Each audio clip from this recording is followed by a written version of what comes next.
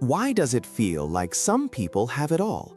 The corner office, the perfect house in the suburbs, the respect, while you work twice as hard for half the results? It's a question that keeps a lot of us up at night. You look around and you see colleagues who aren't necessarily smarter than you.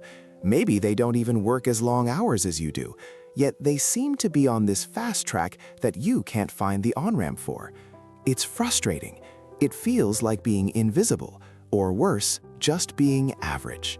There is this heavy, unspoken pressure we all carry. We feel like we're bumping up against a glass ceiling. But here is the thing about that ceiling. It isn't made of skill. It isn't made of circumstance, or lack of opportunity, or even bad luck. It is made of belief. We are diving into The Magic of Thinking Big by David J. Schwartz. And if there is one thing this book screams from the rooftops, it is that the difference between success and mediocrity isn't IQ. It's not about how big your brain is. It's about the size of your thinking. Schwartz tells us that the fellow who thinks he is inferior, regardless of what his real qualifications may be, is inferior. It is a self-fulfilling prophecy. We set our own thermostat for achievement.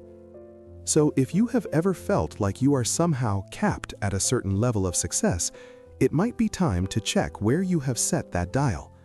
In the next segment, we're going to look at exactly how to adjust that thermostat and believing you can succeed. And that adjustment starts right here. Welcome to The Last Read, books for your ears, wisdom for your life. If you are ready to stop just reading about success and start living it, do yourself a favor and hit that subscribe button now. You don't want to miss the blueprint we are laying out today. We are dissecting The Magic of Thinking Big. Now, this isn't just another self-help title to collect dust on your nightstand. Consider this book a medical intervention, a vaccine, if you will, for what David Schwartz calls the failure disease. He gave it a name that you might recognize in others, if not yet in yourself: Excusitis. It is the disease of the failure-prone, and unfortunately, it is highly contagious. In our time together, we are going to uncover the 4 distinct forms of this disease that quietly sabotage careers and dreams. We are going to reveal the secret to curing fear, and trust me, the antidote is practical, not just philosophical. We have a lot of ground to cover, so if you want to pick up a copy to highlight along with us, you can find a link to the book right there in the description. But to really trust the remedy, we first have to trust the physician. This wasn't written by just anyone with a typewriter and an opinion. We need to understand the authority behind these words. The man who proved that belief is actually a mechanism we can control. To understand the cure, you have to respect the doctor. Dr. David J. Schwartz wasn't just a motivational speaker with a catchy slogan. He was a professor at Georgia State University, a man grounded in the realities of marketing and consumer finance. He spent his life analyzing why some people shoot to the top, while others, with equal or even superior intelligence, get stuck in the middle. He wasn't writing from a place of abstract theory. He was looking at hard data and human behavior. And his legacy is built on a discovery that unsettled a lot of academic types at the time: the realization that success is not primarily a matter of intellect, it is a matter of attitude. Schwartz famously noted that success is determined not so much by the size of one's brain, as it is by the size of one's thinking. He found that the bank accounts of the people he studied weren't proportional to their IQ scores or their vocabulary size. The differentiator was always belief. Now, when Schwartz talks about belief, he isn't talking about something mystical or magical, despite the title of the book. He viewed belief as a mechanism, a psychological engineering principle. He taught that belief triggers the power to do. It is the ignition switch. When you truly believe you can do something, your mind automatically shifts gears to find the how. It stops looking for reasons why you can't and starts generating the skills and energy you need to execute. This concept, that your mind works like a machine based on the input you give it, is the foundation of everything else we are going to discuss. In fact, Schwartz suggests that your belief system operates very much like a common household device, a thermostat that regulates the temperature of your entire life, determining whether you run hot with success or cool down to mediocrity. And in the next few minutes, we're going to find out exactly where your dial is set. So, let's take a closer look at that thermostat setting. Schwartz argues that your personal belief system functions exactly like that dial on the wall. If you set a thermostat to 68 degrees, the mechanics of the HVAC system will work tirelessly to keep the room at exactly 68 degrees. It won't aim for 75, and it won't push for 80. It regulates the environment to match the setting. Your life works the same way. If you set your internal belief dial to average, or just getting by, your mind will regulate your energy, your creativity, and your drive to keep you exactly within that comfort zone. You will cool down to meet that expectation. But if you crank that thermostat up, if you genuinely believe, I am worth more, or I can handle the big project, your mind automatically engages the mechanisms to make that reality happen. Schwartz summarizes this perfectly with one of the most powerful lines in the book. Belief triggers the power to do. It isn't just about wishing for things, it is about the psychological permission you give yourself to succeed. In the book, Schwartz illustrates this with the story of a young executive. This individual wasn't necessarily the smartest person in the room.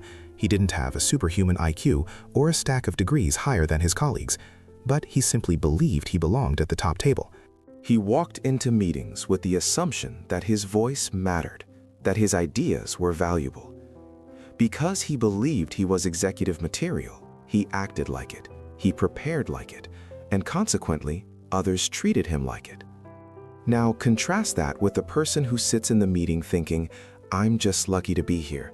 I hope no one asks me a difficult question. That person is setting their thermostat to subordinate. They are practically broadcasting their insecurity.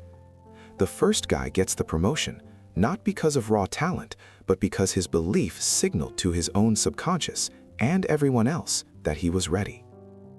We see this all the time in modern business culture. Think about a startup founder pitching to venture capitalists in Silicon Valley. Picture two founders with identical products. Founder A walks in hesitant, thinking about the statistics of failure, thinking the market is crowded and these investors see 100 pitch decks a day. That disbelief is palpable. It sucks the air out of the room. Then you have founder B. They walk in with absolute unshakable conviction. They believe they are building the next unicorn. They aren't arrogant, but they are certain. That belief is infectious. The VCs aren't just investing in the product, they are investing in the founder's belief that they can execute. Founder B gets the funding because they believed they would. Schwartz warns us, however, that this power works both ways. Disbelief is the negative power. When you doubt, when you think, I can't, you are essentially visualizing failure. Your mind, being the dutiful machine that it is, will go to work to prove you right. It will find obstacles, it will sap your energy, and it will create the very failure you were afraid of. But I know what some of you might be thinking right now. You might be saying, that sounds great, but I have legitimate reasons why I can't aim that high. It's not just a lack of belief, I have actual barriers. Maybe you think you aren't smart enough. Maybe you think you're too old or too young. Or maybe you just feel like you have bad luck. Well, David Schwartz has a diagnosis for that line of thinking. He identifies it as a very specific mental condition, a disease that infects your potential and cripples your success before you even get started. He calls it Excusitis, and unfortunately, most of us are carrying around a low-grade infection of it without even realizing it. In a moment, we are going to put your excuses under the microscope to see which strain you might be suffering from. So, let's talk about this infection. Schwartz calls it Excusitis, the failure disease. And just like any physical illness, if you leave it untreated, it gets worse. It eats away at your will to succeed until you are convinced that you actually can't do it. Schwartz breaks this disease down into 4 very distinct strains: health, intelligence, age, and luck. The first strain is health excusitis. This is the "I'm not feeling well" excuse. Now, we all have days where we feel off. But Schwartz notices that unsuccessful people have a habit of hiding behind their health. They surrender to it. They say, "I don't have the energy to do what I really want to do." The cure here is really about attitude. Schwartz reminds us that the right attitude and one arm will beat the wrong attitude and two arms every time. It's harsh, but it's true.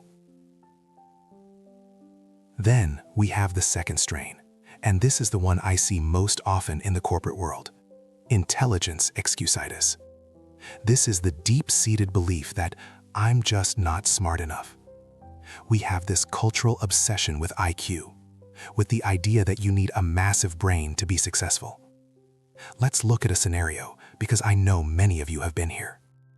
Picture a professional. Let's call him Mark. Mark sees a job posting for a director-level position at a major tech firm. It's his dream job. He reads the description, and he has the experience. He has the skills. He knows the industry inside and out. But then he starts thinking about who else might apply. He imagines the other candidates are all graduates from Stanford or Harvard, people with MBAs and degrees from the Ivy League. He looks at his own resume from a state university, and he freezes. He tells himself, they want a genius, they want a pedigree. I'm just regular old Mark. So he doesn't apply. He rejects himself before the company even gets a chance to see his name. That is intelligence excusitis in action. Schwartz argues that we make two basic errors here. We underestimate our own brain power, and we overestimate the other fellows. Schwartz makes a critical distinction. He says that the thinking that guides your intelligence is much more important than how much intelligence you have. He actually says that stickability is 95% of ability. It's not about using your mind as a warehouse for facts. It's about using your mind to think. Knowledge is only potential power. It only becomes real power when you use it. Mark didn't need an Ivy League degree. He needed the belief to apply his knowledge. Now, if you manage to avoid the intelligence trap, you might run into the third strain, age excusitis. This is the "I'm born at the wrong time" syndrome. You look at an opportunity and say, "It's no use, I'm too old to start over." Or, on the flip side, "I'm too young, nobody will take me seriously." Schwartz insists that old is a state of mind, not a date on a calendar. And finally, the fourth strain, luck excusitis. This is the belief that success is just a roll of the dice. You look at a successful person and say, "Wow, they got lucky." And you look at your own struggles and say, "I just have bad luck." Schwartz shuts this down immediately. He says there is no such thing as luck when it comes to long-term success. Success is a result of planning, preparation, and cause and effect. Relying on luck is just another way to avoid taking responsibility. So, we have these four barriers: health, intelligence, age, and luck. Recognizing them is the first step, but knowing you have the disease doesn't automatically cure it. You might realize your excuses are holding you back, but you still feel that tightening in your chest, that hesitation, that underlying anxiety that stops you cold. Well, Schwartz tells us that there is a very specific antidote for that feeling. It is a mechanical solution to an emotional problem, and it operates on a simple principle: that doing the thing creates the power to do the thing. Action cures fear. That is the core principle Schwartz hammers home, and he contrasts it with a warning that is just as powerful. Indecision fertilizes fear. Think about that word, fertilizes. When you hesitate, when you put off doing the thing you're afraid of, you aren't just pausing, you are actively feeding the fear. You are giving it nutrients to grow bigger, stronger, and more paralyzing. Schwartz gives us a clear look at how this plays out. Let's take the example of making a tough phone call. Maybe a cold call to a prospect, or calling a client with bad news. You sit at your desk and you look at the phone. You think, I'll just get another cup of coffee first. Then you think, I need to organize my notes. Then, maybe I'll call them after lunch when they're in a better mood. With every minute you wait, the phone seems to get physically heavier. The fear of rejection or the fear of the confrontation expands. Schwartz says that by waiting, you are manufacturing a fear monster in your mind. You are visualizing the worst possible outcome until it feels like a guarantee. The only way to break that cycle, the mechanical antidote he talks about, is to stop thinking and start doing. It's almost like jump-starting a car. You don't wait for the engine to warm up before you turn the key. You turn the key to get the engine to warm up. Schwartz says to treat action the same way. You don't wait for the courage to make the call. You make the call, and the courage follows. It sounds too simple to work, but think about the last time you finally did something you were dreading. Maybe it was stepping onto a stage, or finally hitting send on that difficult email. The moment you took action, what happened to the fear? It evaporated. Schwartz puts it bluntly: do the thing you fear, and the death of fear is certain. It is a mechanical law of the mind. Action clears the fog. It forces your brain to deal with reality, which is almost never as scary as the nightmare you built up in your head during your hesitation. So, once you start taking action, once you stop making excuses and start moving, you are going to gain momentum. But there is another trap waiting for you, and this one isn't inside your own head. It's in the world around you. Because once you start moving up, you have to look at the environment you're moving through, and more importantly, the people you're listening to along the way. There is a phrase we've all heard 1,000 times. You are what you eat. If you fill your body with junk, you feel like junk. It's simple biology. But Schwartz argues that this same law applies perfectly to your mind. The mind is what the mind is fed. Your mind is a delicate instrument, and its output is a direct result of the raw materials you put into it. This brings us to one of the most critical concepts in the book: managing your environment. Schwartz warns us about a specific group of people he calls the negators. These are the folks who always have a reason why something won't work. The economy is bad. The market is saturated. You're too old or you're too young. They are everywhere. And if you spend your time with people who think small, it is almost impossible for you to think big. It's like trying to stay healthy while living in a toxic waste dump. In America, we love the idea of the self-made individual, but the truth is, none of us operate in a vacuum. We absorb the attitudes of the people around us just like a sponge absorbs water. If you hang around Mr. Negative, you will eventually become him. So how do you fight this? You adopt a policy that Schwartz calls going first class. Now, he's not just talking about buying the most expensive seat on the plane, though there is a psychological benefit to that. He is talking about going first class in your choices, and especially in who you listen to. We often look for bargains, but when it comes to advice, bargains are dangerous. Schwartz points out that advice is the most plentiful commodity in the world. Everyone has a tub full of it, and most of it is free. But usually, free advice is worth exactly what you paid for it. It's second-class thinking. Successful people, those who are really going first class, they don't take advice from people who haven't done it. They seek counsel from the best.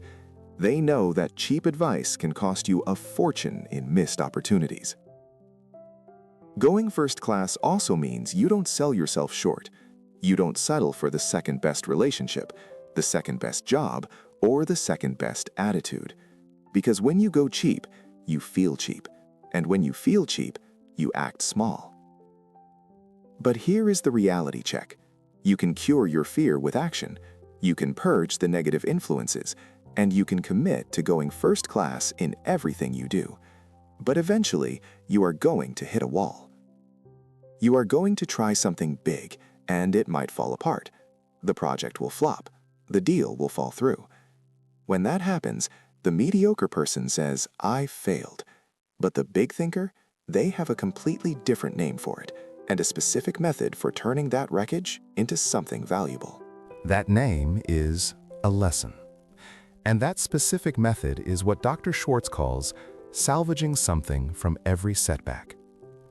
It is a difficult mental shift to make. We have a tendency in our culture to look at a crash and say, tough break, or just bad luck. We comfort ourselves with the idea that the universe just wasn't on our side that day. But in The Magic of Thinking Big, relying on luck is just another form of escapism. Schwartz is very direct about this. He says there is no such thing as luck when it comes to success. If you blame luck, you learn nothing. If you say, "I failed because the economy is bad," or "I failed because the algorithm changed," you have surrendered your control. You are acting like a victim, not a leader. Instead, Schwartz suggests you become your own constructive critic. This doesn't mean you beat yourself up. It doesn't mean you wallow in guilt.